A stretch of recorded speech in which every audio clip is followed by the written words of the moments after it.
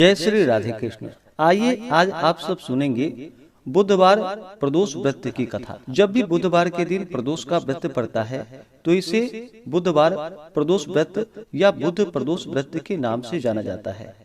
जो भी भक्त सच्ची श्रद्धा के साथ, नियम और निष्ठा के साथ बुध प्रदोष का व्रत करते हैं, इस दिन भगवान शिव जी का पूजन करते हैं, साथ में शिव परिवार का पूजन करते हैं, तो इस व्रत के प्रभाव से मनुष्य के सभी प्रकार के पापों का नाश होता है तथा मनुष्य सदा ही सुखी रहता है। इस व्रत को अगर विधवा स्त्री धारण करे तो उन्हें धर्म की प्राप्ति होती है। सुहागन नारियों का सुहाग अटल रहता है, बंदी कारागार से छूट जाते हैं। जो स्त्री पुरुष जिस कामना को लेकर के इस व्रत को धारण करते हैं, उनकी सभी कामनाएं देवादिदेव महादेव जी पूरी करते हैं। सूत जी कहते हैं कि त्रयोदशी का व्रत करने वाले को 100 गायों को दान करने का पुण्य फल प्राप्त होता है। इस व्रत को जो विधि विधान के साथ करता है उसके सभी प्रकार के दुख दूर होते हैं। प्रदोष व्रत के दिन विशेष प्रकार से भगवान शिव जी का सुबह और शाम के वक्त पूजन करना चाहिए।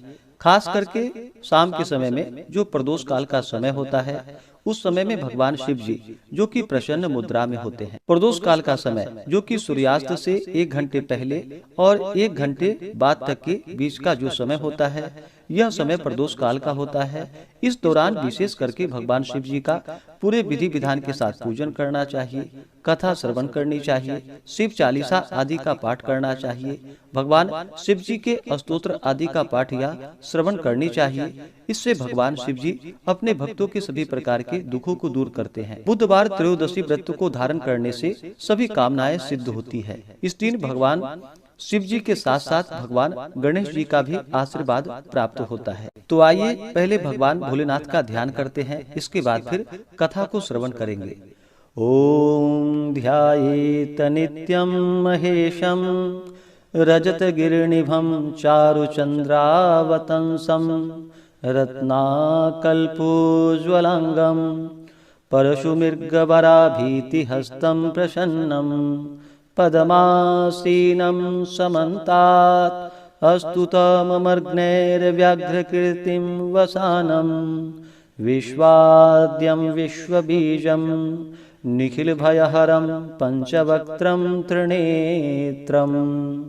ओम नमः शिवाय। तो बोलिए प्रेम से भगवान भोलेनाथ की जय, माता पार्वती की जय, भगवान गणेश की जय। एक समय सभी प्राणियों की हितार्थ परम पवित्र भागीरथी के तट पर ऋषि समाज द्वारा विशाल गोष्ठी का आयोजन किया गया। विज्ञ महर्षियों की एकत्रित सभा में व्यास जी के परम शिष्य पुराण वेत्ता श्री सूत जी हरि कीर्तन करते हुए पधारे। सूत जी को देखकर सौनकादि 88,000 ऋषि मुनियों ने उन्हें दंडवत प्रणाम किया। महाज्ञानी सूत जी ने भक्ति भाव से ऋषियों को हृदय से लगाया तथा आशीर्वाद दिया। विद्वान ऋषिगण और सब शिष्य आसनों पर विराजमान हो गए। मुनिगण विनीत भाव से पूछने लगे कि हे परम दयालु, कलिकाल में भगवान शंकर जी की भक्ति किस आराधना द्वारा उपलब्ध होगी, हम लोगों को बताने की आप कृपा कीजिए, क्योंकि कलयुग के सभी प्राणी पाप कर्म में रत होकर वेद शास्त्रों से विमुख रहेंगे। दीनजन अनेकों संकटों से त्रस्त रहेंगे। हे मुनि श्रेष्ठ, कलिकाल में सत्कर्म की ओर किसी की रुचि नहीं होगी। जब पुण्य क्षीण हो जाएंगे तो मनुष्य की बुद्धि असत कर्मों की ओर प्रेरित होगी, जिससे दुर्विचारी पुरुष वंश सहित समाप्त हो जाएंगे। इस अखिल भूमंडल पर जो मनुष्य ज्ञानी होकर ज्ञान की शिक्षा नहीं देता, उस पर परम पिता परमेश्वर कभी प्रसन्न नहीं होते। हे महामुने, ऐसा कौन सा उत्तम व्रत है जिससे मनोवांछित फल की प्राप्ति होगी? कृपा कर आप मुझसे कहिए।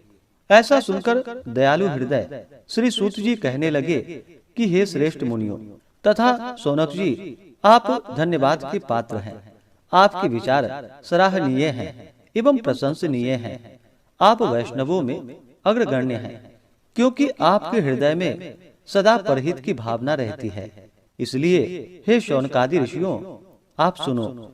मैं उस व्रत को आपसे कहूंगा जिसके करने से सब पाप नष्ट हो जाते हैं, धन वृद्धि कारक, दुख विनाशक, सुख प्राप्त कराने वाला, संतान देने वाला, मनोवांछित फल प्राप्ति कराने वाला, यह व्रत तुमको सुनाता हूँ, जो किसी समय भगवान शंकर जी ने सती जी को सुनाया था और उनसे प्राप्त यह परम श्रेष्ठ उपदेश मेरे पूज्य गुरु जी ने मुझे सुनाया था, जिसे आपको समय पाकर शुभ वेला में मैं सुनाता हूँ। आयु वृद्धि, स्वास्थ्य लाभ हेतु रवि प्रदोष का व्रत करे। अभिष्ट सिद्धि की प्राप्ति के लिए सोम प्रदोष का व्रत करे।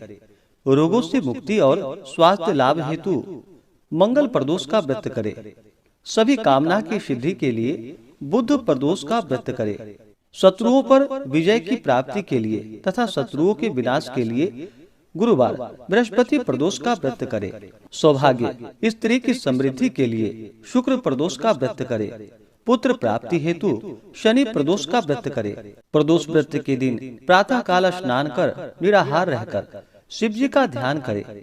शिव जी के ध्यान में मग्न हो शिव मंदिर में जाकर शंकर जी की पूजा करे। पूजा के पश्चात अर्धपुंड त्रिपुंड का तिलक धारण करे। बेलपत्र चढ़ाएं, धूप दीप अक्षत से पूजा करे। ऋतु फल चढ़ाएं। ओम नमः शिवाय मंत्र का रुद्राक्ष की माला से जप करे। ब्राह्मणों को भोजन कराकर सामर्थ्य के अनुसार दक्षिणा दे। तत्पश्चात मौन व्रत धारण करे। व्रती को सत्य भाषण करना आवश्यक है। प्रदोष का व्रत जो कि 11 या 26 त्रयोदशी व्रत करनी चाहिए। इसके बाद फिर व्रत का उद्यापन करना चाहिए और हवन की आहुति देनी चाहिए।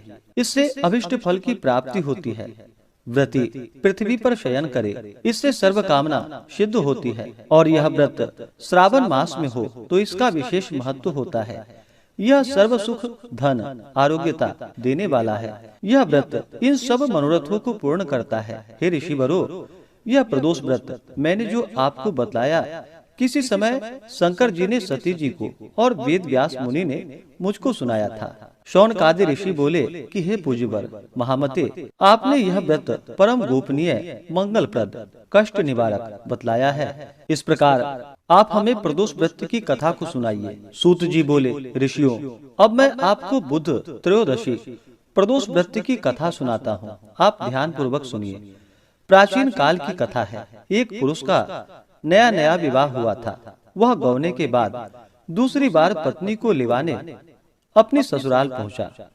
अपनी सास से कहा कि बुधवार के दिन ही पत्नी को लेकर अपने नगर जाएंगे। उस पुरुष के सास ससुर ने साले सालियों ने उसको बहुत समझाया कि बुधवार को पत्नी को विदा कराकर ले जाना शुभ नहीं होता है। लेकिन वह पुरुष अपनी जिद्द से टस से मस नहीं हुआ।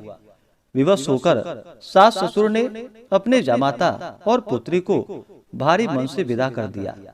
पति पत्नी बैलगाड़ी में चले जा रहे थे। नगर के बाहर निकलते ही पत्नी को बड़ी जोरों से प्यास लगी।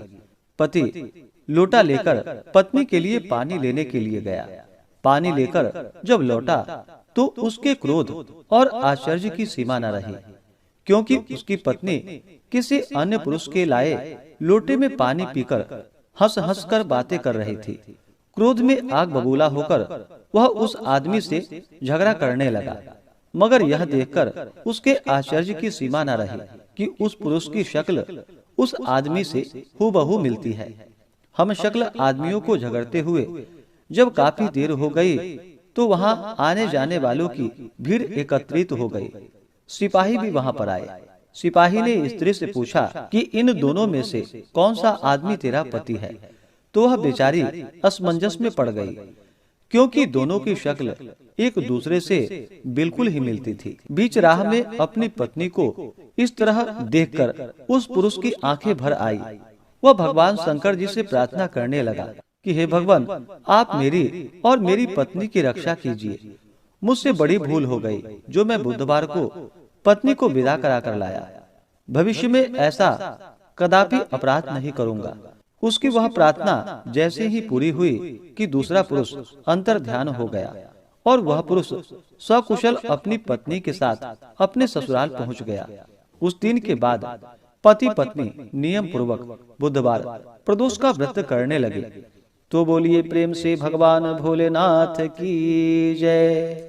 माता पार्वती की जय। ऐसे ही ज्ञानवर्धक जानकारियाँ प्राप्त करते रहने के लिए चैनल पे अगर आप पहली बार आए हैं तो चैनल को लाल बटन दबा करके सब्सक्राइब करें, साथ में बेल आइकन घंटी को दबाएं ताकि आने वाली वीडियो का नोटिफिकेशन आपको समय से मिलता रहे।